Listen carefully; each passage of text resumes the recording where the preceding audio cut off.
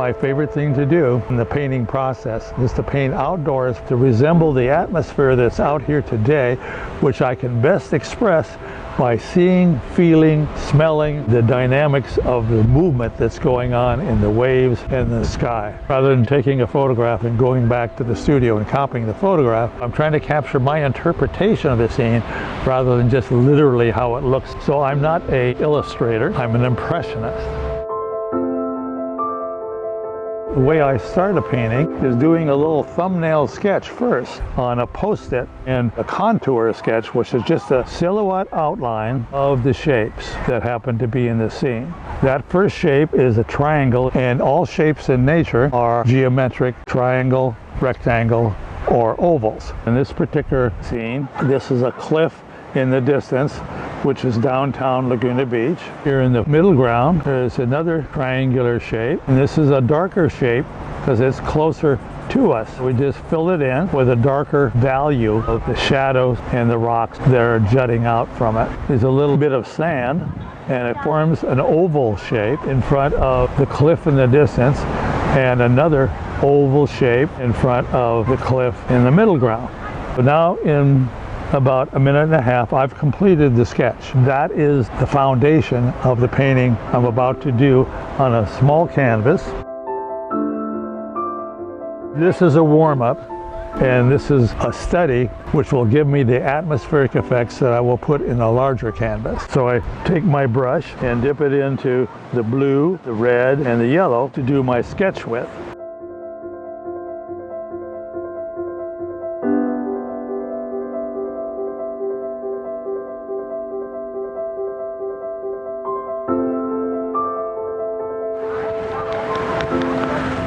Now I'm going to add to the paint a product called liquid, and this is to make the paint spread on the canvas and form a quick drying base for the shapes in the painting. Using the same red, yellow, blue average color, I'm going to scrub it on. I'm just putting in the shapes that represent the feeling of what I'm looking at.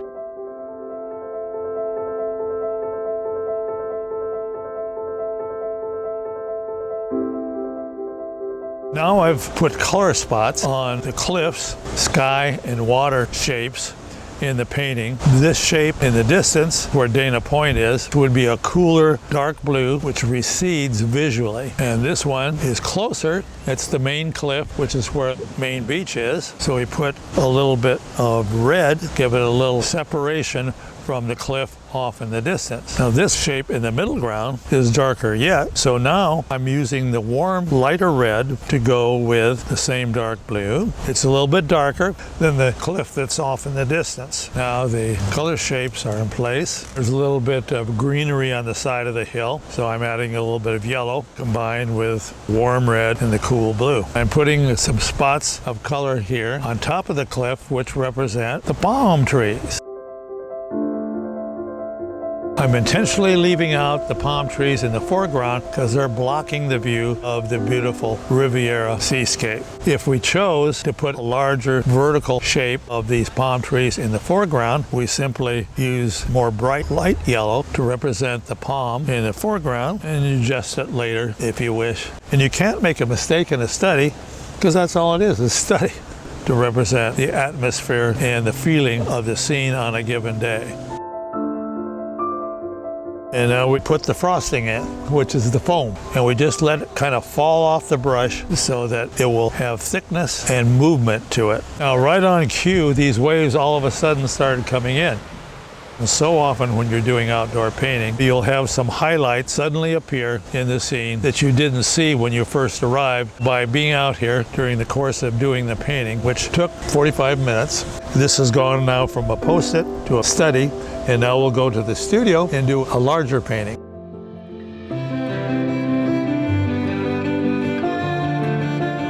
Using this as the reference, I'm going to take the study, which is intentionally unfinished, and transfer it into a more finished painting that's 4 times the size as the little study.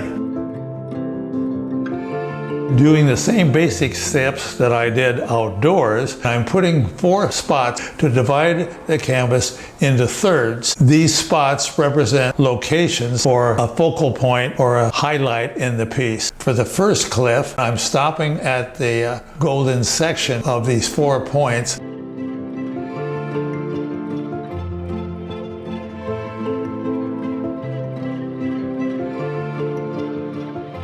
Now we're done with the design, and we take our big brush and we're going to block in these shapes. The most important part of a painting is the underpainting. It gives you a preview of what the final piece is going to look like and whether it's going to work or not.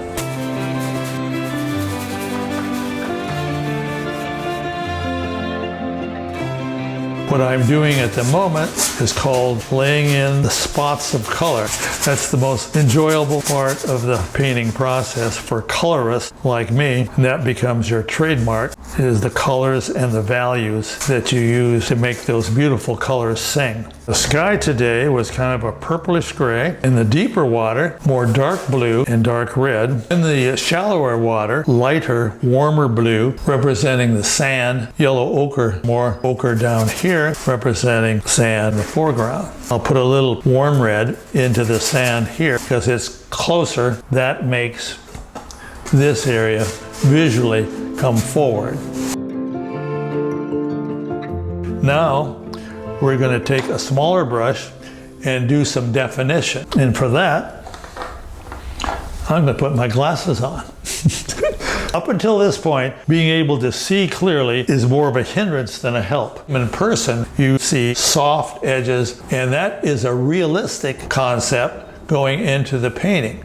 To do the definition on the shapes that are off in the distance involves brushing the sky right into the edges of the cliffs. And there's some little trees up on the top of the cliff. So I'm putting, again, a soft edge there. There's no sharp edge until we get into this area here, which is the center of interest. This is in the area of one of the 4 dots, which is a highlight right here on the sand. I'm putting sharp edges on this particular cliff because it's part of the center of interest. It's right in the golden section, which is this part of the painting.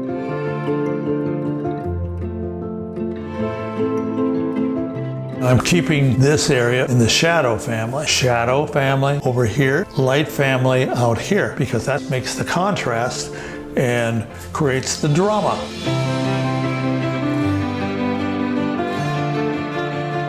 This is a wave that was coming in. This is working in the golden section here with those 4 dots we started off with, and keeping the eye in this area of the painting. These little dabs off here in the distance represent the buildings on this main beach cliff. I'm not doing an illustration of the buildings. This is the art of suggestion. So even the detailed areas like this in the focal point is mere suggestions of what's there. I'm putting a little bit yellow here into the sand, giving a warmer look to the foreground than it is back there, where it's cooler and further away. So it's going from cool to warm throughout the painting, and light and shadow.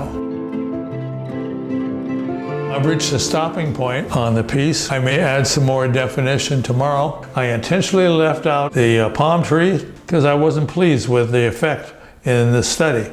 And that's the beauty of trying it out in the study first before you go to the larger canvas. This painting says essentially what I was feeling and seeing this afternoon. The movement and the design of this seascape are now in the piece. I've simplified the outdoor painting process of doing sketches, studies, and studio painting in 3 steps to show you how to take a sketch on a Post-it and turn it into a study and then into a finished large canvas. That's it.